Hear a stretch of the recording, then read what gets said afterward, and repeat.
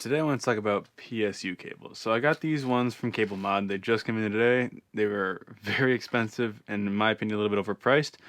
I was a little bit disappointed in how they showed up. So they showed up like this. I mean, nothing wrong with the cables themselves.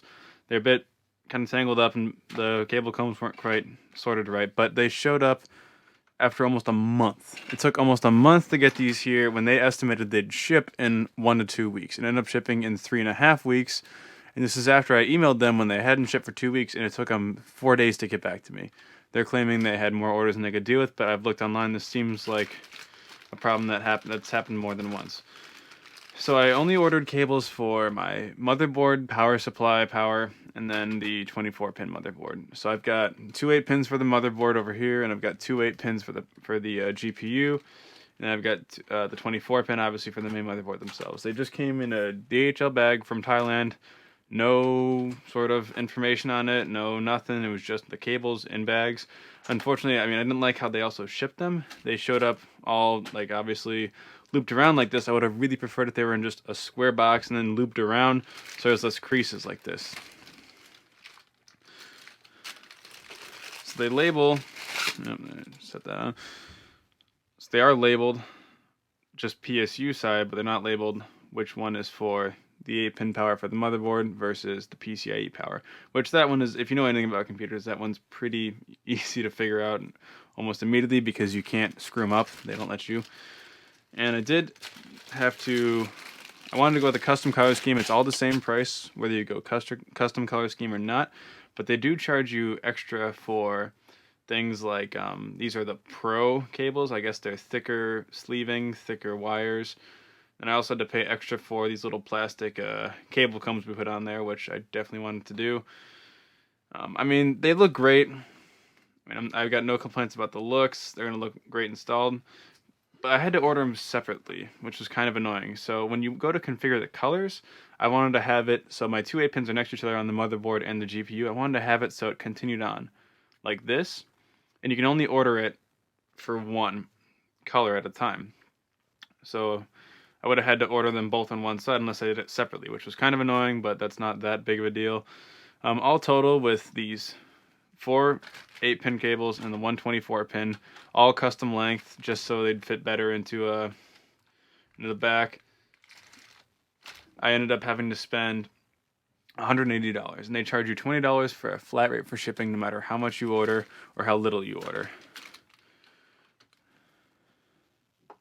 I just noticed that these two come into one back here, and I really don't like that. I would rather have it on here as well, so it's just all full. Oh, never mind, that's on the PSU side. Sorry, that's on the PSU side. Alright, so now I'm going to install these in the back. I just want to show you what it looks like first, because the power supply cables that come with the particular PSU that I have are extremely long, just so they work with multiple motherboards. It's a Corsair H120. So if you look over here, let me try and get this to focus in real. So I kind of have it zip tied up, but these are 8+8 cables that it comes with. So there's a lot of extra cabling just sort of looped around in here. They're all split up. They're black, which the color doesn't bother me. Honestly, if they're black, I would have just kept them, but they're unbraided and they don't bend well. So let me pull this out of here. So up here, where I've got my 2 motherboard power cables, you can see they don't want to loop around quite right, so they get very close to running into the fans. Let me pause this, then show you around back in the...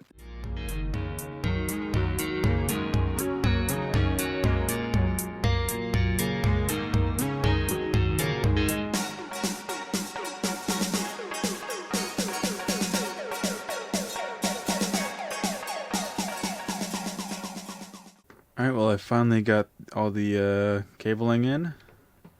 I'm relatively happy with how it looks. I don't like how this is only an 8.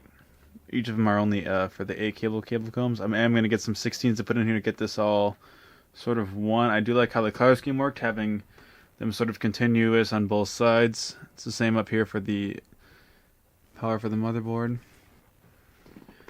And then for the motherboard cable, I am disappointed. These are supposed to be the more flexible ones, but they're not actually that flexible. I'm gonna have to keep like flexing them and hoping that eventually they'll just sort of stay a bit more flex, because the problem is the grommets for where you do the cable pass-throughs in this motherboard are right next to where the motherboard is. So you have to do a really hard 180 turn up here.